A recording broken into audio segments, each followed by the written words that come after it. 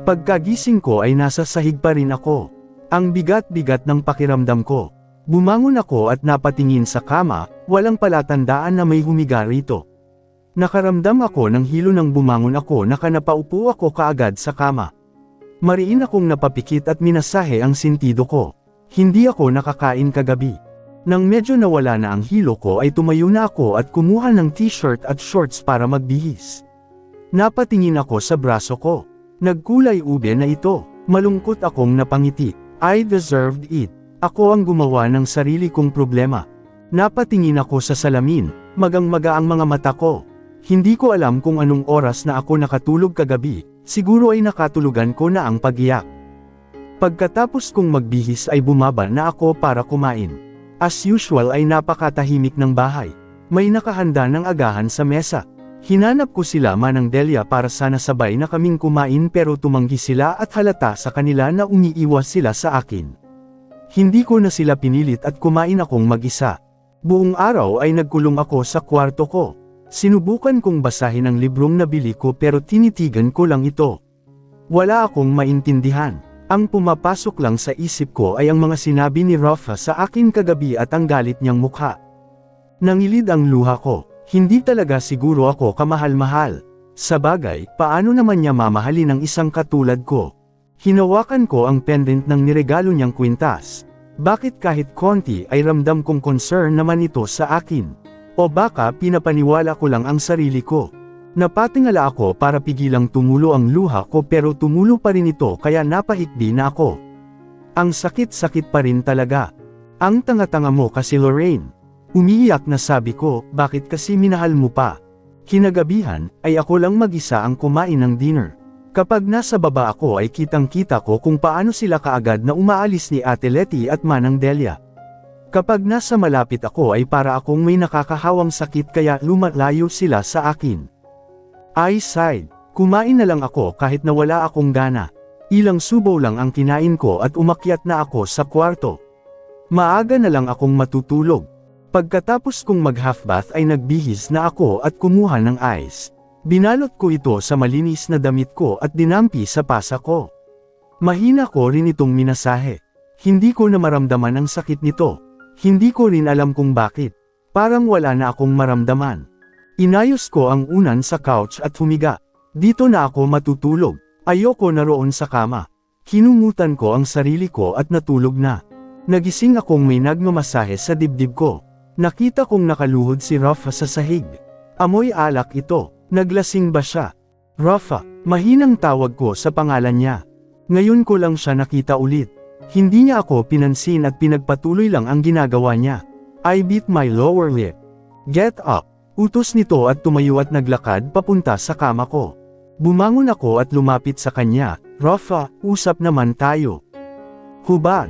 Mariing utos nito. Natigilan ako. Are you deaf? Inis na wika nito. Napailing ako. Hindi siya ganito noon sa akin. Lumapit ito sa akin at marahas na hinila ang damit ko. Ako na. Tumigil ito. Hinubad ko ang saplot ko sa harapan niya. Hinila nito ang braso ko at tinulak ako sa kama. Siya naman ang naghubad. Walang kaimo-emosyon ang mukha niya pero nakikita ko sa mga mata niya ang galit. Tinulak ako nito pahiga sa kama at dumagan sa akin. Medyo masakit ito dahil hindi pa naman ako handa. Napahawak ako sa braso niya pero winaksi niya ito. Don't touch me. Pagalit na sabi nito. Nakapikit ito at mahinang dumadaing. Kinagat ko ang pangibabang labi ko para hindi maiyak. Hindi ganito ang Rafa na nakilala ko. Hindi namimilit si Rafa kapag gusto niyang gawin ito sa akin. Kasalanan ko ang lahat ng ito kung bakit siya nagkakaganito. Mariin akong napapikit. Mabilis kong pinahid ang luhang tumulo sa pisens ko. Hindi niya dapat ako nakikitang umiiyak. Nasasaktan ako kasi pakiramdam ko ay ginagamit niya na lang ang katawan ko, hindi katulad noon na may pag-iingat siya sa akin. I'm gonna do this to you hanggang sa mabuntis ka. Ani nito at mas binilisan pa ang galaw niya. F you, ngayon ko lang ito narinig mula sa kanya. Tumulo ang luha ko. Pinipigilan kong humikbi. Hindi niya dapat marinig ang pag-iyak ko. Tahimik lang akong umiiyak. Pinunasan ko ang pisens ko nang maramdaman kong tapos na ito. Ang akala ko ay titigil na ito pero hindi. Ilang beses may nangyari sa amin at tumigil lang ito nang mapagod na siya. Hindi ako nagreklamo. Hindi ko siya pinigilan. Hindi ko sinabing ayaw ko na dahil nasasaktan na ako. Hinayaan ko lang siyang gamitin ako. Hinang-hina akong napahiga sa kama. Tumagilid ako ng higa, nakatalikod sa kanya. Nagbibihis na ito ng damit. Malungkot akong napangiti. Sorry, sabi ko at pinaikit ang mga mata ko. Sorry kung minahal kita. Sorry kung ginawa ko ang bagay na hindi dapat. Sorry kung inakala kong mamahalin mo rin ako. Sorry. Hindi ito sumagot. Pagkalabas niya ng kwarto ay doon na ako ulit umiyak. Nang hihina man ay bumangon ako at pinulot ang mga damit ko. Pumasok ako sa banyo at naglinis ng katawan. Napangiwi ako. Ang hapdi nang umihi ako at may nakita akong konting dugo na sumama sa ihi ko. Pagkatapos kong magbihis ay bumalik ako sa couch at doon humiga para matulog. Kinaumagahan ay maaga akong bumangon kahit na masakit ang katawan ko. Nakangiti kong sinalubong sila Ate Letty at Manang Delia na nasa kusina. Sinabi kong magluluto ako ng agahan para kay Rafa. Sinubukan kong magkwento kung ano-ano lang na maisip ko pero ilag sila at iniwan nila akong mag-isa. Mag-isa akong nagluluto sa kusina habang umiiyak. Pinupunasan ko na lang ang luha ko at pinapakalma ang sarili ko. Naghilamos din ako para hindi halatang umiyak ako. Saktong pagkatapos kong maghain ng niluto ko nang bumaba si Rafa, sinalubong ko siya. Rafa, good morning. Nagluto ako ng agahan mo. Ngumiti ako sa kanya na para bang walang nangyari. Gusto kong bumawi kahit papaano. Gusto ko pa rin siyang ipagluto dahil wala naman akong ibang alam na paraan para makabawi sa kanya. Nalungkot ako nang nilagpasan lang ako nito na parang hangin. Napatingin na lang ako sa papalayo niyang figure. Nangilid ang luha ko. Ano ka ba Lorraine? Siyempre hindi kanya mapapatawad kaagad. Umiiyak na sabi ko. Pinunasan ko ang luha ko at naglakad papunta sa mesa. Ako na lang ang kakain nito. Nang makita ko si Ate Letty ay tinawag ko ito. Ate, sabayan mo naman akong kumain. Pinigilan kong umiyak at ngumiti sa kanya. Hindi na po ma'am. Aniya at nag-iwas ng tingin at umalis na. Kinagat ko ang pangibabang labi ko at kinuyam ang kamay ko. Hindi ko na napigilan ang paghikbi ko. Kumuha ako ng kanin at fried egg. Hirap na hirap akong lumunok ng pagkain, kahit ayaw tanggapin ng sistema ko pero pinilit ko pa rin para magkalaman man lang ang tiyan ko. Pagkatapos kong kumain ay niligpit ko na ang niluto ko at umakyat na sa kwarto. Umupo ako sa couch at napatulala. Napalingon ako sa phone nang tumunog ito. Kinuha ko ito at binasa ang message galing kay Audrey. Be ready at 10. Pupunta tayo sa OB mo. Pagkasakay ko sa kotse ay nakaupo na roon si Audrey, hindi man lang ako nito nilingon nang binati ko ito. Sinubukan ko rin itong kausapin pero halatang wala itong ganang kausapin ako kaya tumahimik na ako. Pati siya ay hindi na rin ako kinakausap. Habang papunta sa hospital ay tahimik lang ako. Hindi ko na sinubukang kausapin siya. Nasa labas lang ang tingin ko. Nang makarating naman kami sa hospital ay nag-usap sila ng OB ko at pinaliwanag na nag-take ako ng pills at pinatigil na ako. Niresetahan ako ng OB ng gamot na iinuman ko para mas maging prepared ang katawan ko para magbuntis at pati na vitamins. Marami rin itong binilin sa akin na dapat gawin at hindi dapat gawin para mabuntis na ako. Pagka-uwi namin ay kumain lang ako ng lunch mag-isa at nagkulong na ulit sa kwarto. Ngayon anytime soon ay mabubuntis na ako, kailangan ko ng alagaan ang sarili ko para maging healthy ang bata. Ilang araw na rin akong nagluluto ng agahan para kay Rafa, kahit mabigat ang katawan ko ay palagi akong maaga gumigising para maabutin ko siya. Tuwing gabi ay palagi niyang pinaparamdam sa akin na ang halaga ko lang ay ang pagbubuntis ng magiging anak niya. Galit pa rin siya at bawal ko pa rin siyang hawakan. Good morning Rafa, ready na ang breakfast mo. Nakangiti kong sabi nang makita ko siya. As usual ay nilalagpasan lang ako nito. Mag-ingat ka. Pinasigla ko ang boses ko kahit na naiiyak na ako. Nang makalabas na ng gate ang kotse niya ay nakayuko akong naglakad papunta sa mesa. Malapad akong napangiti nang makita ko sila ni Ate Letty at Manang Delia, kain na po tayo. Sabayan niyo na po ako. Tinitigan lang nila ako at umiling. Please, kinagat ko ang labi ko. Hanggang kailan ba nila ako iiwasang lahat? Wala na akong makausap, sobra na akong nalulungkot at nasasaktan. Kahit ngayon lang naman Sige na, nangilid na ang luha ko. Hindi ko na kayang pilitin ang sarili kong ngumiti araw-araw kapag kaharap ko sila. Nakita kong humakbang si Ate Letty pero pinigilan siya ni Manang Delia. Malungkot na lang akong ngumiti at kumain na lang. Hindi ako dapat magutom. Kailangan kong maging malakas para sa pagbubuntis ko. Baka kapag nabuntis na ako ay mapatawad na ako ni Rafa kahit konti lang. Titiisin ko muna lahat ng ito. Hindi ko masisisi sila ni Manang Delia at Ate Letty. Alam kong inutos ni Rafa sa kanila ang ginagawa nila sa akin ngayon. Hindi naman ako galit sa kanila. Naiintindihan ko sila at wala akong karapatang magreklamo. Ako ang gumawa nito sa sarili ko kaya dapat tanggapin ko lahat ng consequences ng actions ko. Napatulala ako habang nakatingin sa sarili ko sa harapan ng salamin. Kaya ko pa ba? Ngumiti ako pero hindi man lang umabot sa mata ko. Pinipilit ko na lang ngumiti para maging masaya pero ang totoo ay hindi ako masaya. Kaya ko pa naman. Kaya ko pang ipilit sa sarili ko na kaya ko pa. Kaya ko pang magtiis. Nagpakawala ako ng malalim na hangin. Bumaba na ako at kinuha ang paper bag. Pupuntahan ko si Rafa sa opisina niya para dalhan siya ng lunch. Kahit umalis ako kaagad ay okay lang, gusto ko lang ibigay itong niluto ko para sa kanya. Hindi ko alam kung nandoon siya, gusto ko lang magbaka sakali. Habang nakasakay ako sa elevator ay kinakabahan ako. Paano kung wala siya roon? Paano naman kung nandoon nga siya pero hindi niya tanggapin ang niluto kong lunch para sa kanya? Nagbuntong hininga ako nang makalabas na ako sa elevator. Nandito na ako sa floor ng opisina ni Rafa. Ang lakas-lakas ng kabog ng dibdib ko habang papalapit na ako sa mismong opisina niya. Nakita ko na si Ms. Jana. Mukhang busy ito. Hello, Ms. Jana. Bati ko sa kanya nang makalapit na ako. Kitang-kita ko kung paano siya nagulat. Miss Lori, nandyan ba siya? Ngumiti ako sa kanya. Si Sir po. Napatango ako sa kanya. Oo. Dinalhan ko kasi siya ng lunch. Ah, Ms. Lori, wala po kasi siya ngayon. Halatang nagdalawang isip pa siya bago sumagot sa akin. Napatingin ako sa pintuan ng opisina niya. Bakit parang ang kutob ko ay nasa loob lang siya? Hey, Rafael's inside. Mataray na tanong nito. Nilingon ko ang nagsalita. Siya ang babaeng naabutan ko noong kausap ni Rafa nang nasa loob ako ng banyo. Yes ma'am. Nagulat ako sa sinagot ni Ms. Jana. Tama nga ako, nasa loob nga siya. Tinitigan ako ng babae mula ulo hanggang paa at naglakad na ito. Sinundan ko lang siya ng tingin at nang binuksan nito ang pinto ay nakita kong nasa loob si Rafa. Napatingin ito sa babaeng pumasok at napatingin sa akin.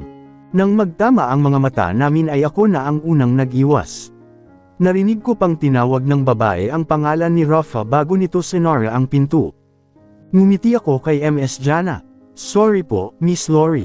Pinilit kong mas ngumiti pa kay Ms. Jana. Nilapag ko ang dala kong paper bag sa mesa niya. Sa'yo na lang to ha. Wala naman kasing kakain. Kung ayaw mo ibigay mo na lang sa kakilala mo. Masarap yan. Sinubukan kong pasayahin ang boses ko. Tumalikod na ako at naglakad. Ms. Lori, tawag nito sa akin pero hindi na ako lumingon pa. May tumulong luha sa pisens ko at marahas ko itong pinunasan. Hinuyam ko ang kamay ko. Tama na ang iyak, Lorraine. Mabilis kong pinindot ang public elevator, hindi ako sasakay sa private elevator niya. Nang magbukas ito ay sumakay ako kaagad at pinindot para sumara na. Nakayuko lang ako. Every floor ay may sumasakay at may bumababa kaya medyo natagalan ang pagbaba ko. Saktong pagkalabas ko ay nakita ko si Rafa at ang babaeng pumasok sa opisina niya na lumabas sa private elevator niya. Naka-abresyet ang babae sa braso niya at ngiting-ngiti ito. Nakita kong napatingin si Rafa sa akin kaya nag-iwas na ako ng tingin. Mabilis akong naglakad papalabas ng building. Hindi ko na tinawagan ang driver niya para sunduin ako. Ayaw ko na munang umuwi. Naglakad-lakad ako hanggang sa makakita ako ng taxi at pinara ito. Good morning ma'am. Saan po tayo? Tanong ng driver sa akin. Saan nga ba ako pupunta? Sa park po. Sa park kung saan kami nagpunta ni Rafa noong unang date namin na ako lang ang nakakalam. Kahit na tanghali na ay hindi naman masyadong mainit dahil maraming puno ang nakapalibot dito sa park. Umupo ako sa swing. Napayuko ako at mahinang ni-swing ang sarili ko. Mapait akong napangiti. Tama na to. Ayaw ko na. Wala na akong pakialam kung kaya niya pa akong patawarin o hindi. Mawawala rin naman itong nararamdaman ko. Tinatiboy na nga ako, pinipilit ko pa ang sarili sa kanya. Hindi naman ako manhid. Simula sa araw na to lalayo na rin ako sa kanila. Gagawin ko na lang ang nararapat, at yun ang mabuntis kaagad. Alas 6 na ako ng gabi nakauwi dahil nagpunta ako sa mall para bumili ng mga libro, kailangan ko ng mapaglilibangan. Pagkarating ko sa bahay ni Rafael ay nandoon na siya kasama si Audrey. Napatingin si Rafael sa akin pero hindi ko na sila pinansin. Umakyat na ako sa kwarto at inayos ang mga librong binili ko. Mga alas 7 ng gabi nang pinatawag ako para kumain na ng dinner. Nakita kong nakaupo na sila roon ni Audrey at Rafael. Ngayon ko na lang sila makakasama ulit sa pagkain ng hapunan. Umupo na rin ako at kumain. Tahimik lang kaming kumakain pero ramdam ko ang panaka na kanilang pagtingin sa akin ni Audrey pero hindi ko na yun pinansin. "How are you?" rinig kong tanong ni Audrey, "Lori." Doon na ako nagangat ng tingin nang sinabi niya ang pangalan ko, ako pala kausap niya. "Ayos lang. Iniinom ko ang vitamins at yung nireseta sa akin." Sagot ko at kumain na ulit. Hindi na ito nagsalita pa. Pagkalabas ko ng banyo ay nasa kwarto ko si Rafael. Nakapatay na ang ilaw maliban na lang sa lampshade na nasa couch. Yun ang nagbibigay ng konting liwanag sa kwarto ko. Lumapit ako sa kanya at naghubad sa harapan niya. Hindi niya inaasahan ang ginawa ko kaya nakita kong bahagya itong nagulat. Paghuhubaran niya rin naman ako kaya inunahan ko na para wala nang sapilitang maganap. Pagkatapos ko ay humiga ako sa kama at pinaikit ang mga mata. Ganito naman kami palagi, papasok siya rito para gamitin ako at pagkatapos niya ay aalis din ito. Ramdam ko ang paggalaw ng kama at maya-maya pa ay nakadaga na ito sa akin at inangkin ang katawan ko ng paulit-ulit. Nang matapos na siya ay tumayo ako kaagad para pulutin ang damit na suot ko kanina at pumasok sa banyo. Napatingin ako sa isang legs ko, may pasa ako roon. Mapait akong napangiti. Palagi naman akong nagkakapasa kapag ginagamit niya ako ng sapilitan. Pagkatapos kong maglinis ng katawan ay nagbihis na ako at tumungo sa couch para mahiga. Pinatay ko na ang lampshade at natulog na. Maaga akong nagising, hindi para magluto ng agahan. Magpapasikat ako ng araw doon sa pool area. Para saan pa at magluluto ako? Ako lang naman ang kakain. Wala namang kakaing iba sa niluluto ko. Nagpapagod lang ako at nagsasayang ng pagkain. Nilublob ko ang paa ko sa pool at nagbasa ng libro, tumalikod ako sa sikat ng araw kaya sa likuran ko ito tumatama. "Ma'am, kakain na raw po." Ani Ate Letty. Hindi ko siya tinapunan ng tingin at tumayo na. Tinuyo ko ang pawis at paa ko gamit ang maliit na tuwalyang dala ko at naglakad papasok sa bahay. Nakita kong nakaupo si Rafael sa usual seat niya. Sa halos isang buwan ay ngayon lang kakain ng agahan ulit si Rafael rito. Nang makita niya akong papalapit sa dinang ay napatingin ito sa akin. Tahimik lang akong umupo at nag-umpisa ng kumain. Kinuha ko ang apple at tumayo mula sa pagkakaupo. "Let them cut that for you." Seryoso ang boses nito. "Wag na, kaya ko naman." Sagot ko at naglakad papunta sa kusina. "Ako na po ma'am." Alok ni Ate Letty. Hindi ko siya pinansin at kumuha ng kutsilyo at hinugasan ng mansanas. Doon ko na kinain ng mansanas at lumabas na lang nang naubos ko na ito. Bumalik ako sa dinang para kunin ang libro at ang towel na dala ko kanina. Ramdam ko ang bawat titig ni Rafael sa akin pero hindi ko na iyon pinansin. Pagkatapos kong makuha ang pakay ko ay umakyat na ako sa kwarto. Maaga akong nagising para mag-ayos, birthday ngayon ni Mama kaya pupuntahan ko siya sa sementeryo. Pagkababa ko ay walang tao ang bahay. Hindi ko alam kung nasaan sila Ate Letty. Lumabas ako para tingnan kung nasa labas ang bodyguards ni Rafael pero wala rin sila. Usually naman ay may mga bodyguards dito si Rafael na nakabantay.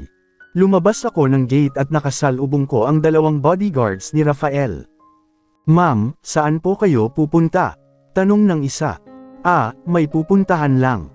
Babalik naman ako kaagad. Pakisabi na lang sa boss nyo." Sagot ko. "Hintayin mo na lang po si Mang Edgar, pabalik na po siguro sila galing palengke." Ani ng isa. Umiling ako, kapag hinintay ko pa sila ay matatagalan pa ako. Ilang beses pa nila akong pinigilan pero wala rin silang nagawa. Papasamahan na lang daw ako pero tumanggi ako. Kaya ko naman ang sarili ko. Nakasakay na ako ngayon ng taxi papunta sa sementeryo. Bumili na ako kanina ng isang slice ng cake, candle at happy birthday topper. Pagkarating ko sa sementeryo ay doon na ako bumili ng kandila at bulaklak na iaalay ko kay mama. Pinalinisan ko muna ang puntod ni mama bago nag-alay ng bulaklak at nagsindi ng kandila. Nilagay ko sa lapida niya ang cake at sinindihan ang kandila. Nag-Indian sit ako paarap sa lapida ni mama. Happy birthday ma, nakangiti kong sabi, kamusta ka naman dyan? Baka lahat ng kasama mo dyan ay nakatikim na ng luto mo ha?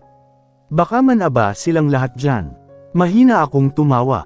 Biglang hamangin at namatay ang sindi ng kandila sa cake ni mama. Ang inalay kong kandila ay hindi naman namatay. Si mama naman.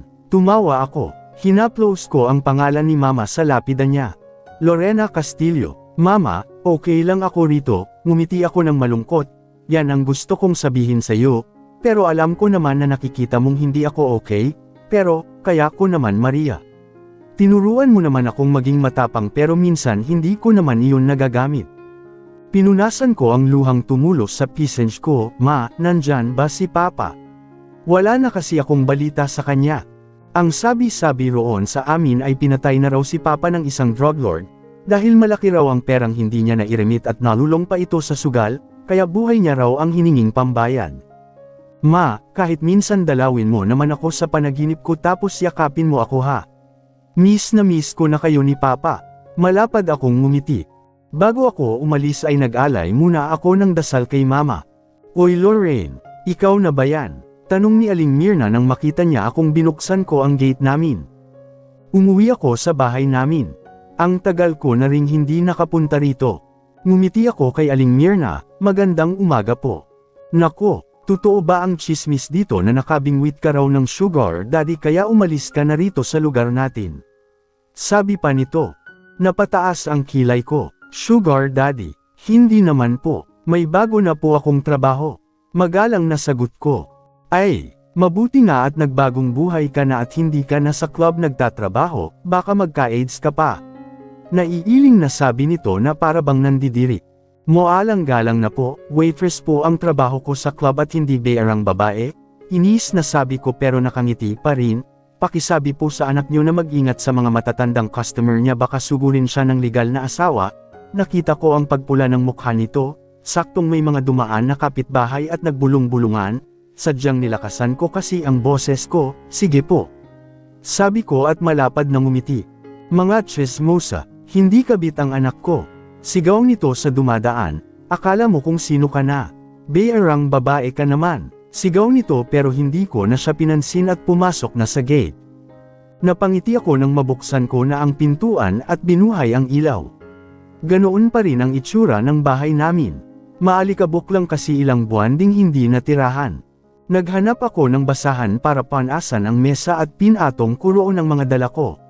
Bumili na ako ng pagkain pang lunch ko kanina. Pumasok ako sa kwarto ko at naghanap ng damit na maisusuot ko. May naiwan pa naman akong mga damit dito, amoy aparador na pero malinis naman. Dito na muna ako, after lunch na ako uuwi sa bahay ni Rafael. Ilang oras din akong naglinis at sobra akong napagod. Pagkatapos kong kumain ay pumasok ako sa kwarto ko para umidlip muna. Maaga pa naman. Naalimpungatan ako nang may marinig akong mga ingay sa labas. Tamad akong napabangon at napatingin sa relo ko, 4:00 na ng hapon. Napahaba ang idlip lang sana. Napatingin ako sa marahas na nagbukas ng pintuan ng kwarto ko. What the hell are you doing here Lorraine? Galit na sigaw ni Rafael. Napakunot ang noo ko. Anong ginagawa niya rito at bakit siya nagagalit? Nagpaalam ako sa bodyguards mo kanina. Bakit hindi mo sinasagot ang phone mo? Galit pa rin na sigaw nito. Kinuha ko ang phone ko at ni-unlock pero lowbat pala ito. Naka-silent din yata ang phone ko kanina kasi wala naman akong narinig na may tumatawag. Na-lowbat, sorry, sabi ko na lang at tumayo na sa kama. I've been looking for you for hours. Hindi mo kailangang sumigaw. Mahina akong sabi ko at kinuha ang bag ko. Hindi ko maintindihan kung bakit galit na galit ito ngayon sa akin. Umaalis naman ako ng bahay niya at hinahayaan lang naman niya ako noon. Ngayon lang ako natagalan sa labas. Bakit hindi ka tumawag o text kay Audrey kung nasaan ka? Medyo kumalma na ito pero alam kong galit pa rin ito base sa tono ng boses niya. Sa ilang buwan na hindi naming pag-uusap ay ngayon lang kami nag-usap ng matagal at galit pa siya. Nakalimutan ko. Mixing sagot ko. Narinig kong nagmura ito. Ano bang problema mo? Uuwi naman ako sa bahay mo. Hindi ko tatakasan ang trabaho ko sa'yo. Inis na sabi ko. Nagtitigan kaming dalawa. You don't understand. You are not allowed to go outside without my permission. Yumigting ang panga nito. We need to go. Marami ng tao sa labas. Rinig kong sabi ni Audrey at umalis na ito. Let's go. Ani Rafael at hinawakan ang kamay ko. Binawi ko ang kamay ko sa pagkakahawak niya, kaya ko. Napatingin ito sa akin at nakita ko kung paano nagiba ang emosyon ng mga mata niya. Nawala ang galit doon. Nilagpasan ko na siya at naunang lumabas.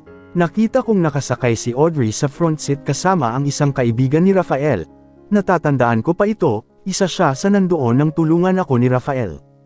Ngumiti ito sa akin at nag-wave. Matipid naman akong ngumiti sa kanya. Sa labas ng gate namin ay may 4 na itim na kotse ang nakaparada.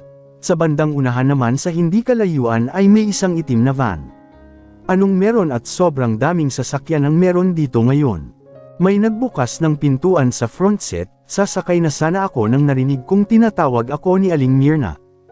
Huy Lorraine, sigaw nito. Maraming tao ngayon ang nasa labas. Lahat ay nakatingin sa mga gawi ko. Ito na ba ang sugar daddy mo? Nako, kabit ka ba ng isang mayamang politiko?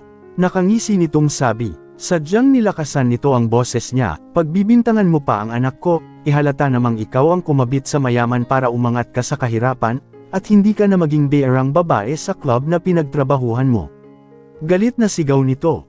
Narinig ko ang bulong-bulungan ng mga tao. Dahan-dahan ka sa pananalita mo Aling Myrna. Mahinahon na sabi ko. Ayaw ko ng gulo. Aba, sa totoo naman isa kang kabit. What's your problem old hag? Galit na sigaw ni Rafael. Parang kulog ang boses nito. Napaatras si Aling Myrna nang mabilis na nakalapit sa kanya si Rafael. Ni hindi ko nga napansin na dumaan ito sa tabi ko. Alam mo bang bayaran ang babaeng yan? Hahawan ka ng babaeng yan ng AIDS. Matapang na sabi nito. Nanlaki ang mga mata ko nang bumunot ng baril si Rafael. Mabilis akong tumakbo palapit sa kanya at hinawakan ang braso niya. Montclair, sigaw ni Audrey. De La Fuente, pigilan mo. Napalapit na rin ang isang kaibigan niya. Nakita kong natamba si Aling Myrna sa daan at takot na takot itong nakatingin kay Rafael. Napasinghap naman ang mga nakikiususo. Papatayin niya ako, takot na takot nitong sabi. Madali kitang patayin, matigas na sabi ni Rafael. Sino ka sa tingin mo para sabihin ang mga kalokohang yan? Tama na yan, umuwi na tayo, hila ko kay Rafael. Sabihin mong muli ang mga salitang iyon at ilalagay kita sa impyerno. Matalim ang pagkakabigkas niya ng mga salitang yun. Nilingon ko ang isang kaibigan ni Rafael na tinatawag ni Audrey na De La Fuente. Nakatayo lang ito at walang ginagawa. Tama na Rafael, halika ka na. Natatakot kong sabi at hinila ang braso niya pero galit pa rin itong nakatingin kay Aling Myrna. Rafa, tama na. Nilingon ako nito at bahagyang yumamo ang mukha niya. Unti-unti nitong binaba ang baril niyang nakatutok kay Aling Myrna. I sighed in relief. Tumalikod na ito at pilit na kinalma ang sarili. Dali-dali kong dinaluhan si Aling Myrna para tulungang patayuin, pero nang makatayo na ito ay malakas naman akong tinulak nito, buti na lang at nasalo ako ni Rafael dahil kung hindi ay sa malaking bato ako tatama. Galit na napamura ni Rafael.